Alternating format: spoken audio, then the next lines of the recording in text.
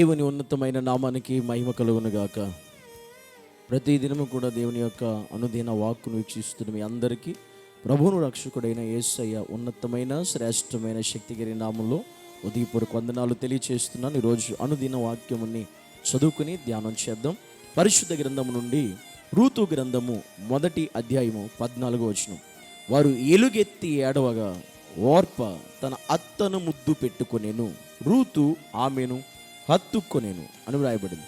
ఈరోజు దేవుడు మాట్లాడుతున్న విషయం ఏంటంటే విడిచిపెట్టి వెళ్ళిపోయే ముద్దు. ఈరోజు మనం తెలుసుకోవాల్సిన విడిచిపెట్టి వెళ్ళిపోయే ముద్దు అంటే ఇలాంటిది కూడా ఉంటుందా అంటే ఉంది.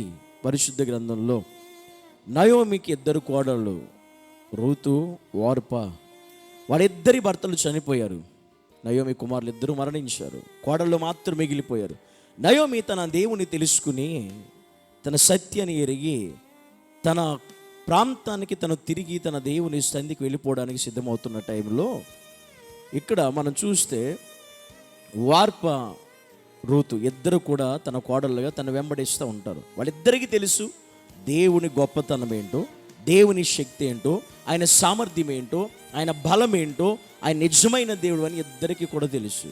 అయితే ఇద్దరు అలా వెళుతున్నప్పుడు నయోమి చెబుతుంది, అమ్మ మీరు నాతో రావద్దు, వెనక్కి వెళ్ళిపోండి అని చెప్పినప్పటికీ ఆ మాట ఇద్దరికి చెబుతుంది, ఇద్దరు వింటారు.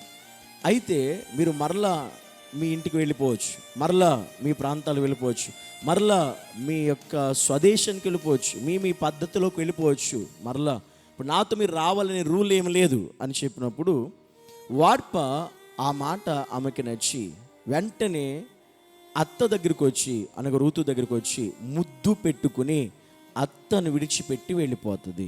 ఇది వార్ప చేసిన పని.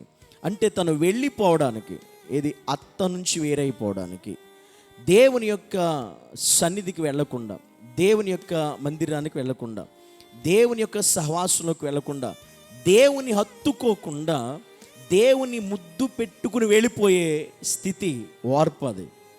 ఈరోజు ఇలాంటి మనసు చాలామంది క్రైస్తవులకు ఉందండి. ఈరోజు చాలామంది ఇలాగే ఉన్నారు. ఈరోజు మందిరానికి రావడం, దేవుని ముద్దు పెట్టుకోవడం, వెళ్ళిపోవడం, అంతే వీళ్ళ పరిస్థితి. దేవుని దగ్గరికి రావడం, దేవుని ముద్దు పెట్టుకోవడం, వెళ్ళిపోవడం, మందిరానికి రావడం, దేవుని సన్నిధిని ముద్దు పెట్టుకోవడం, వెళ్ళిపోవడం. చాలామంది కూడా చేస్తున్న పని ఇదే ఈరోజు. కానీ దేవుడు కోరుకుని ఇది కాదు.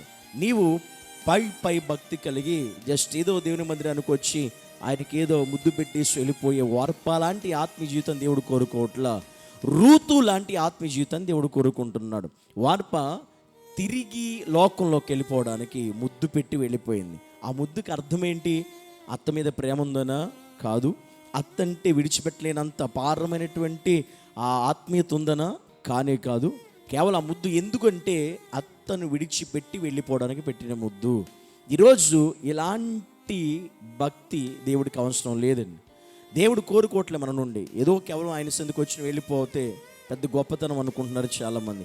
ఈ ఆత్మీయత చాలు అనుకుంటున్నారు, ఈ బతుకు చాలు అనుకుంటున్నారు. కానీ ఇది వార్ప లాంటి జీవితం అండి. నువ్వు జస్ట్ దేవుని సన్నిధికి వచ్చి వెళ్ళిపోతే దానివల్ల ప్రయోజనం లేదు.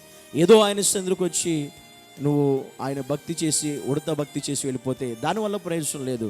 నువ్వు ఎలా ఉండాలి అంటే నీవు కపటముతో కూడినటువంటి ముద్దు పెట్టి జస్ట్ దేవుని నమ్మి వెళ్ళిపోయే క్రైస్తవుడిగా కాకుండా, క్రైస్తవురాలుగా కాకుండా రూతు తన హత్తను అత్తుకొని ఉంది. ఎందుకంటే దేవుని గురించి తెలుసు, దైవత్వం గురించి తెలుసు, సత్యం ఆమె ఎరిగి ఉంది. ఆయన ఎలాంటి వాడు తెలిసింది. ఒక్కసారి దేవుడు ఎలాంటి వాడు ఎరిగిన తర్వాత మరలా లోకంలోకి వెళ్ళడానికి ఇష్టపడలేదు రూతు. కానీ ఓర్ప కపటముతో విడిచిపెట్టడానికి పెట్టిన ముద్దు. ఈరోజు లోకానికి ముద్దు పెట్టే వారికి చాలామంది, అంటే లోకాన్ని హత్తుకుంటున్నారు, దేవునికి ముద్దు పెట్టి వెళ్ళిపోతున్నారు ఈరోజు చాలామంది. కానీ రూతు లోకానికే బాయి చెప్పేసింది, యేసయ్యను హత్తుకొని ఉంది. ఇది రూతు యొక్క జీవితం. కానీ వార్ప అలాంటి జీవితం ఈరోజు చాలామందికి ఉన్నాయి అనే విషయాన్ని మనం తెలుసుకోవాలి, గమనించాలి. ఈరోజు ఈ మాటలు వింటున్న మీలో కూడా చాలామంది వార్ప లాంటి మనస్తత్వాలు కలిగిన వాళ్ళు, వార్ప లాంటి జస్ట్ దేవుని సందికి వచ్చి వెళ్ళిపోయేటువంటి వాళ్ళు, ఏదో పై భక్తి చేసి వెళ్ళిపోయేటువంటి వాళ్ళు.